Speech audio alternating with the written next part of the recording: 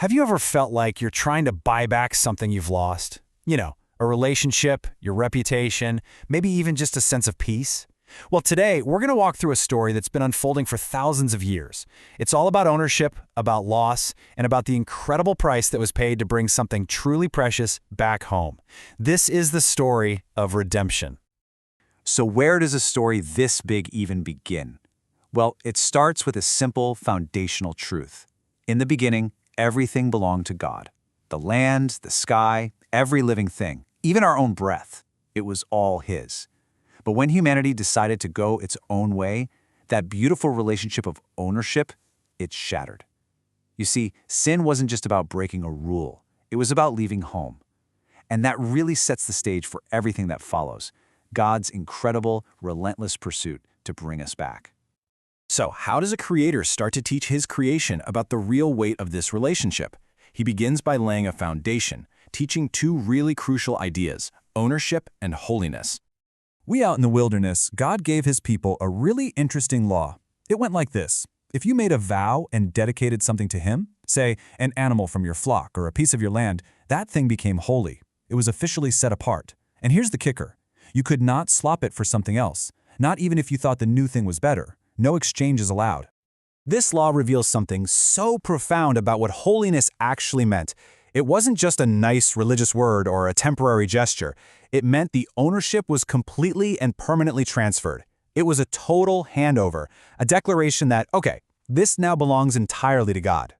And that leads to this powerful principle that just echoes through time.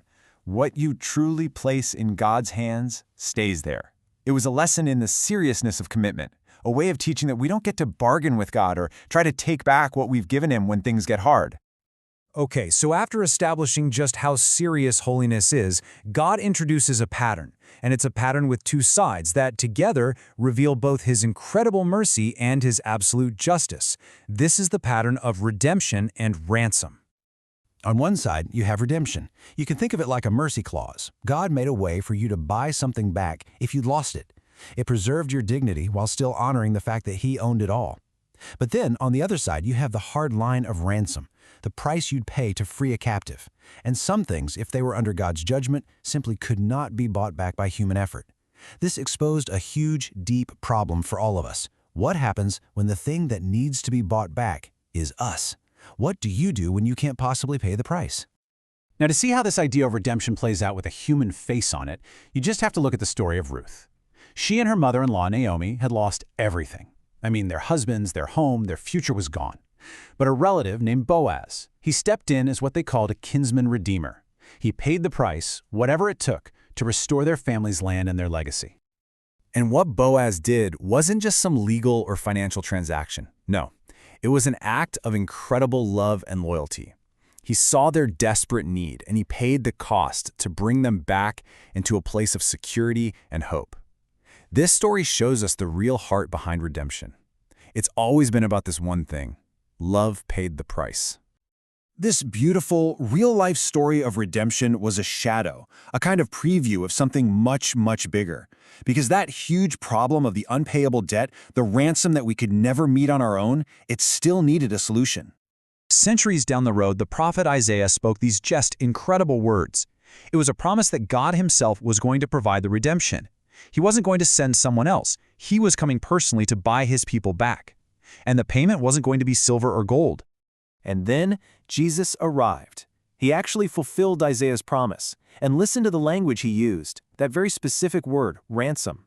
He identified Himself as the one who would pay that ultimate price. Just think about that for a second. He was the only person in all of human history who owed no debt, yet He chose to pay for everyone else.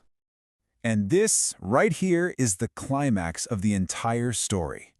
On the cross, the very thing that was forbidden under the old law, exchanging something holy, became the very thing that saved us. It was a holy exchange. Our sin, our debt, our brokenness was swapped for His perfect righteousness. The payment wasn't our good deeds or our effort. The payment was His life.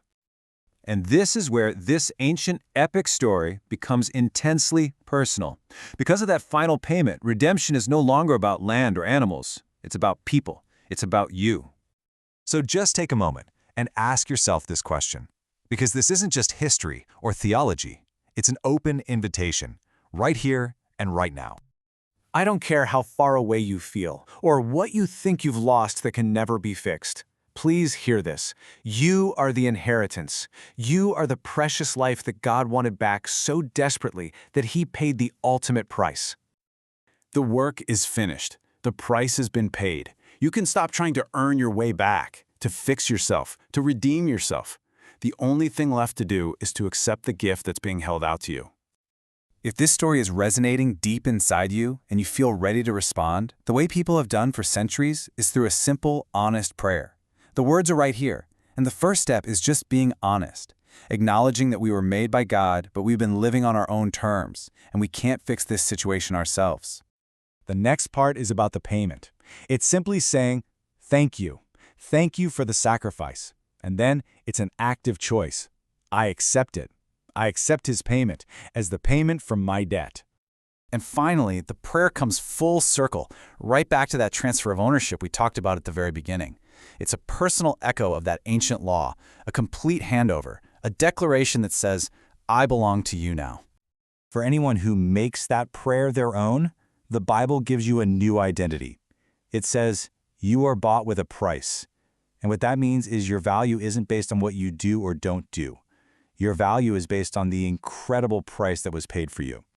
If you just prayed that, your story has changed forever. Just like Ruth, you now stand in a completely new reality. You are loved, you are claimed, and you are completely covered by the one who redeemed you. So what's next? Well, the journey is really just beginning. A really great first step is to tell someone you trust about the decision you just made. And then, a wonderful place to start is to open up the Bible and begin reading the story of Jesus for yourself in the Gospel of John. This is the beginning of your new life, fully and finally redeemed.